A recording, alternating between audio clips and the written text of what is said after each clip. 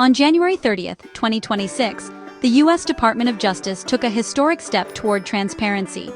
It released a massive collection of documents related to the disgraced financier Jeffrey Epstein and his associate Ghislaine Maxwell. This was not a small data dump.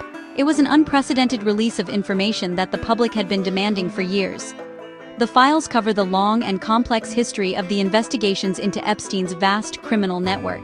This moment marked a significant turning point in a saga that has captivated and horrified the nation, finally shedding light on secrets that were kept in the dark for far too long. The release was a direct response to a new law and immense public pressure for accountability. The sheer volume of the release is staggering. The DOJ made available over 3 million pages of documents for the public to see. This initial release is part of a larger collection that totals nearly 3.5 million pages. The files are not just text-based records, they also include a significant amount of multimedia evidence. Among the released materials are more than 2,000 videos and over 180,000 images. This vast archive offers a raw and unfiltered look into the evidence collected by law enforcement over many years and across multiple jurisdictions, painting a more complete picture of the scale and nature of the criminal enterprise. This enormous collection of files was gathered from many different sources within the Department of Justice. The documents originated from 6 primary areas of investigation. These include the criminal cases against Epstein in both Florida and New York, providing insight into the 2 separate prosecutions he faced. Also included are files from the New York case against Ghislaine Maxwell, which led to her conviction. The release further contains records from the investigation into Epstein's controversial death in a federal jail, a Florida case against one of his butlers, and numerous FBI investigations that spanned years and crossed state lines. The announcement of this monumental release was made formally by top officials at the Department of Justice. Attorney General Pamela J. Bondi and Deputy Attorney General Todd Blanche issued a letter confirming the production of the files. They emphasized that this action was taken to comply with a new federal law and to fulfill a promise of greater transparency to the American people.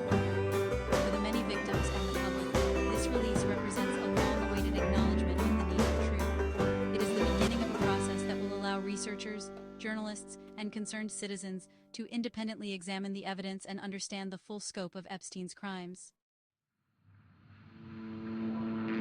The massive release of documents was not a voluntary act by the Department of Justice. It was mandated by law. This action was a direct result of the Epstein Files Transparency Act, a piece of legislation that was signed into law on November 19, 2025. This powerful act was created by Congress in response to widespread public outcry and the belief that the government was not being open about the Epstein case. The law's primary purpose was simple and direct: to force the DOJ to release all its unclassified records related to Jeffrey Epstein, Ghislaine Maxwell, and their extensive network of associates. It was a clear signal that the era of secrecy was over. The Epstein Files Transparency Act has very specific instructions for the Department of Justice. It directs the agency to produce a wide range of materials without delay. The law covers all documents, correspondence, and records connected to the investigations. This includes the infamous flight logs from Epstein's private jets, which have long been the subject of public speculation about who traveled with him. The act also requires the disclosure of information about any individuals who were connected to his criminal activities, aiming to expose the powerful figures who may have been complicit or involved in his trafficking ring. The law was designed to be comprehensive, leaving little room for the government to withhold information. The creation of this act was driven by a deep-seated public mistrust. For years, many people felt that the full story of Jeffrey Epstein's crimes and the powerful people who enabled him was being hidden from view. The lenient plea deal he received in Florida in 2008, his subsequent arrest in New York, and his death in custody all fueled theories of a cover-up. Lawmakers from both political parties responded to this public sentiment by drafting and passing the Transparency Act. They argued that only a full public disclosure could begin to restore faith in the justice system and ensure that such a failure of justice would never happen again. The act represents a major victory for advocates of government transparency and for the victims of Epstein's abuse. It established a clear legal framework that compelled the government to act, overriding previous arguments for keeping the files sealed. By passing this law, Congress made a definitive statement that the public's right to know, outweighed the desire to keep these embarrassing and disturbing details private. The Epstein Files Transparency Act is a powerful tool for accountability, ensuring that the dark corners of this case are finally exposed to the light of public scrutiny and that the historical record is as complete as possible. The contents of the released files are as varied as they are vast, offering an unprecedented look into the federal investigations. The DOJ initially identified a pool of over 6 million potentially relevant pages from its various case files. From this massive collection, the first major release consisted of nearly 3.5 million pages of documents. These records include everything from internal FBI communications and investigative reports to witness interviews and evidence logs. The documents chronicle the painstaking work of agents and prosecutors as they built their cases against Epstein and Maxwell. For the public, these pages offer a chance to trace the timeline of the investigation and see the evidence for themselves. Beyond the written documents, the release includes a substantial amount of digital media, which provides a more visceral understanding of the case. The DOJ produced more than 2,000 videos and an astonishing 180,000 images that were collected as evidence. These materials were recovered from Epstein's many electronic devices, which were seized from his properties, including his infamous island and New York mansion. The visual evidence is a critical component of the case, as it can corroborate testimony and provide direct proof of the activities that took place. The sheer quantity of this media highlights the extensive nature of Epstein's record-keeping and the depravity of his crimes. It is important for the public to understand what this digital media contains. Many of the videos and images are sexually explicit in nature. The DOJ has stated that these materials were recovered from Epstein's computers and storage devices. In an effort to protect the privacy and dignity of potential victims, the faces and identifying features of all females depicted in these images and videos have been heavily redacted. This was a crucial step to prevent the re-victimization of those who were exploited. Due to the graphic nature of the content, the DOJ has also implemented an age verification system, requiring users to be 18 or older to access this part of the digital library. The release is not yet complete, as some key documents remain under court seal. The Department of Justice is actively working to make even more information public. Specifically, the DOJ has filed motions in federal court in New York to unseal grand jury material.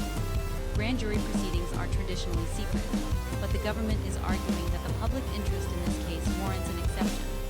The same motions seek to unseal documents from a separate civil lawsuit that are also currently hidden from public view.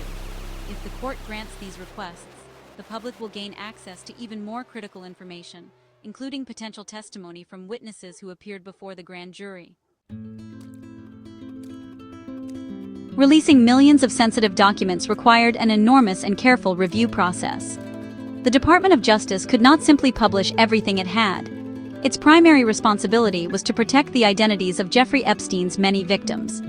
To achieve this, the DOJ created a multi-layered review system involving hundreds of people.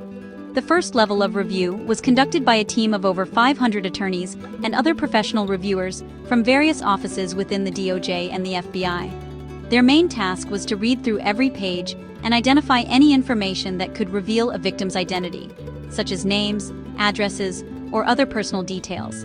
After the initial screening, the documents went through a second, more specialized review. This next phase was handled by a dedicated team of 40 attorneys who had expertise in privacy law and the specific sensitivities of the Epstein case. They double-checked the work of the first-level reviewers and made final decisions on what needed to be redacted or blacked out. The process was further refined by additional quality control checks from the U.S. Attorney's offices in New York and Florida, the two districts that led the prosecutions. This rigorous process was designed to ensure that the release complied with court orders and, most importantly, avoided any unwarranted invasion of victims' privacy. Despite this careful process, some information remains hidden, and for good reason. The Transparency Act allows the DOJ to withhold certain categories of information. For example, about 200,000 pages were withheld because they contained privileged government discussions, such as internal debates about legal strategy. Critically, the law also permits withholding any material that could identify a victim, personal medical files, and all child sexual abuse material.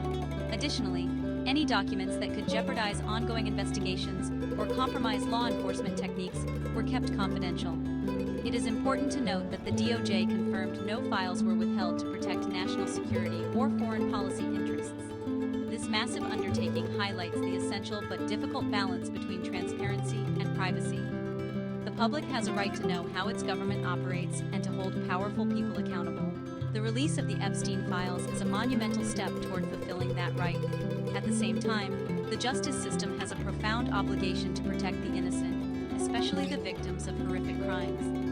The careful redaction of names and personal details was not an act of secrecy, but an act of protection. This process shows that it is possible to pursue public accountability while still upholding the dignity and safety of those who have already suffered too much.